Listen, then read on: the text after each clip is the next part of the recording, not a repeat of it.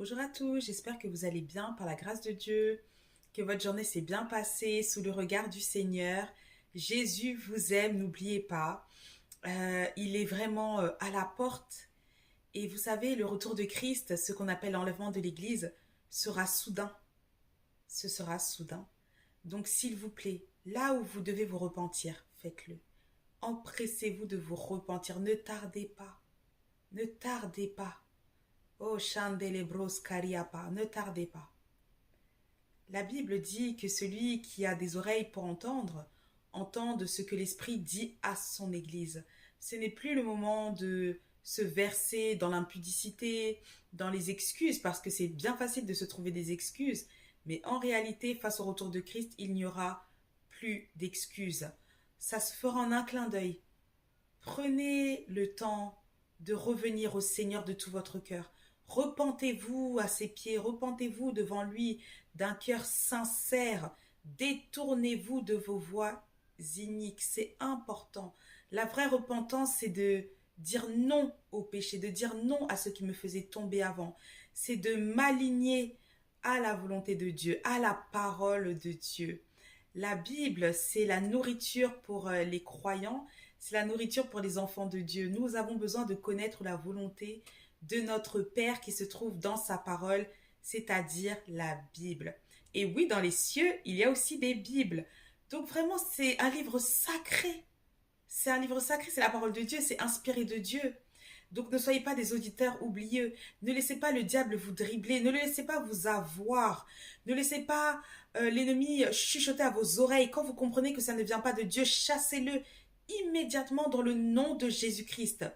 Mettez entre les mains du Seigneur toute pensée captive sous son autorité et le Seigneur se chargera d'eux.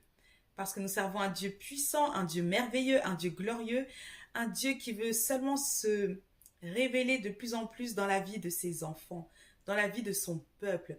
Laissez-le vous restaurer, laissez-le vous élever, laissez-le vous édifier, laissez-le vous montrer qui vous êtes, quels sont les projets extraordinaires qu'il a mis en vous, quels sont les dons, les talents qu'il a déposés en vous.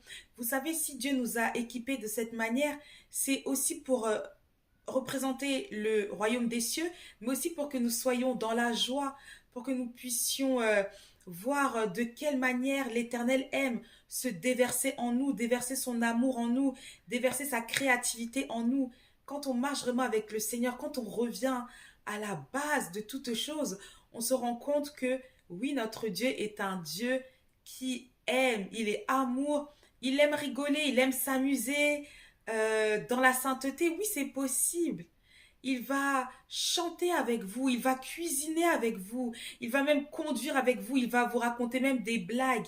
Oh là là, Dieu n'est pas limité, ne le limitez pas. Même dans le cadre de vos fonctions, il peut vous montrer des choses que vous ne connaissiez pas. Il peut vous montrer, comme on peut dire, un peu comme des raccourcis. Il peut vraiment éveiller votre conscience, n'oubliez pas. Lorsque Daniel et ses amis étaient à Babylone, on a dit que Daniel avait un esprit 10 fois supérieur. Imaginez un peu, c'est le Dieu que nous servons.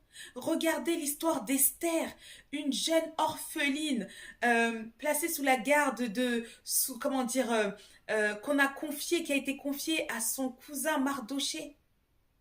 Et qu'est-ce qu'elle est devenue après comme ça? Reine du royaume de Suse. C'est extraordinaire ce que Dieu fait. Laissez-le faire et aussi soyez patient. Vous savez, la patience en Christ, ce n'est pas une perte de temps. Parce que le Seigneur, en fait, ce qu'il a montré, c'est comme quand on est en train de tirer l'arc. Vous voyez, on recule, mais paf, ça part. Avec une vitesse incroyable, on ne comprend pas. Au point même qu'on est capable de dire, mais qui est cette personne? De qui est-elle la fille? De qui est-elle? De qui est-il le fils? Vous voyez un peu? Laissez le Seigneur agir à travers vous. Vous serez étonnés. Quand on travaille avec le Seigneur, ça ne passe jamais inaperçu. Parce qu'on sent qu'il y a quelque chose qu'on ne connaît pas. Il y a une puissance qu'on n'a jamais vue. Laissez Dieu faire. Faites-lui confiance. Déposez tout à ses pieds. Vos projets, remettez-les entre ses mains. Que sa volonté se fasse dans votre vie, pas la vôtre. La volonté de Dieu est la meilleure pour ses enfants. C'est la meilleure. Il sait tout ce qui est bon pour nous. Il est fidèle. Il nous a donné son esprit. L'esprit créateur, alléluia, du ciel et de la terre. L'esprit, oh là là, qui a dit que la lumière soit et que la lumière fut. Vous imaginez? C'est lui qui vit en nous. L'esprit qui a ressuscité Jésus-Christ. Oh, non, en Christ, on est vraiment puissant. Vraiment.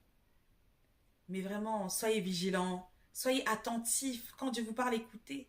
Faites-lui confiance. Il est extraordinaire.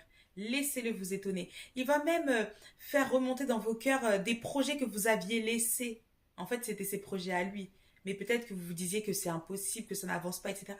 Il va ressusciter toutes ces choses-là. Le Seigneur aime bien travailler... ok, Saint-Esprit, je vais le dire. Oh là là, ok. Il aime travailler sous forme de prémices. Regardez. Dès le départ, la Bible même disait que David serait le roi d'Israël, ok? Mais que s'est-il passé? Avant même que David ne soit connu. En réalité, la Bible nous dit et nous montre bien que David avait déjà mis les pieds dans le palais du roi. Quand? Lorsque l'Éternel avait rejeté Saül, la Bible dit que le roi Saül était tourmenté par des esprits impurs. Et on a commencé à chercher un chantre de l'Éternel qui serait capable, lorsqu'il jouerait, de chasser cet esprit. Et c'est ainsi que David, futur roi, futur remplaçant du roi Saül, a mis les pieds au palais royal. Après, des années passent et il y a l'histoire de Goliath. Mais quand on lit la parole de Dieu, à aucun moment on entend que mais n'est-ce pas David, le fils d'Isaïe, qui était venu pour m'aider alors que j'étais tourmenté? Vous voyez un peu? On a dit, mais de qui est-il le fils? Oh, vous aviez oublié? Oui, le Seigneur aime faire ça. Il agit ainsi. Il vous montre au début ce qu'il a déposé en vous. Et au moment où ça va vraiment éclore, vous-même, vous ne serez pas prêt. Tellement nous servons un Dieu extraordinaire. Et surtout, lorsque nous voyons s'approcher de plus en plus fort la venue de Christ, le retour de Christ, alors là, on n'est même pas prêt. Parce que le Seigneur dit, et c'est vrai que le Seigneur ne parle pas en vain. Tout ce que Dieu dit s'accomplira. Il dit que nous serons capables de faire des choses encore plus grandes que ce qu'il a fait, parce qu'il s'en va au Père. Tenez-vous prêts, on va être choqués. Et vraiment, marchez avec Dieu. Ne soyez pas des auditeurs oublieux. Ne soyez pas promptes à juger ce que vous voyez. Ne soyez pas promptes à dénigrer l'œuvre de la croix, dénigrer les œuvres du Saint-Esprit. Ça va vous choquer, vous serez choqués.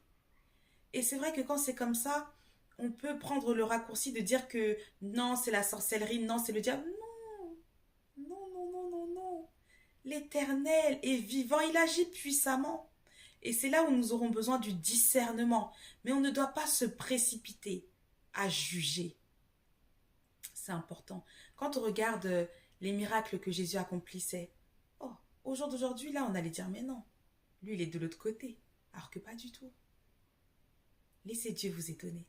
Marchez par la foi et non par la vue. Écoutez la voix du Saint-Esprit. Écoutez-le.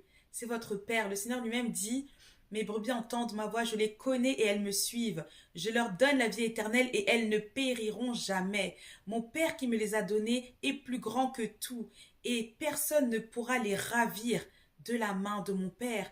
Quand on est en Christ, personne ne pourra nous écarter de lui parce que le Seigneur nous a choisis dès la fondation du monde. Alors faites-lui confiance, laissez-vous conduire par lui. Ne laissez pas le monde vous effrayer, ne laissez pas le monde vous intimider. Nous avons une assurance auprès du Père, Jésus-Christ, roi des rois, seigneur des seigneurs. Le Seigneur nous a tout donné, il nous a tout donné. Il nous a donné son précieux, son fils bien-aimé. Il nous a donné son esprit. Qu'est-ce que Dieu ne nous a pas donné? Et plus encore, faites-lui confiance. Reprenez la marche. Reprenez la mission. Laissez-le vous conduire. Et mettez vos vies en ordre, en ordre. S'il y a des relations à casser, on les casse. S'il y a des relations, des contacts à couper, on les coupe. Vous savez, le Seigneur, lorsqu'il nous demande de faire quelque chose, c'est parce que devant, il sait que c'est encore plus glorieux. Ça dépasse même notre entendement. Faites-lui confiance. Marchez par l'esprit, pas par la vue. Écoutez sa voix, obéissez à sa parole et faites-lui confiance. Voilà, le message du jour est sorti, a été délivré. Gloire à Jésus. Que Dieu vous bénisse et je vous dis à très bientôt. Bye.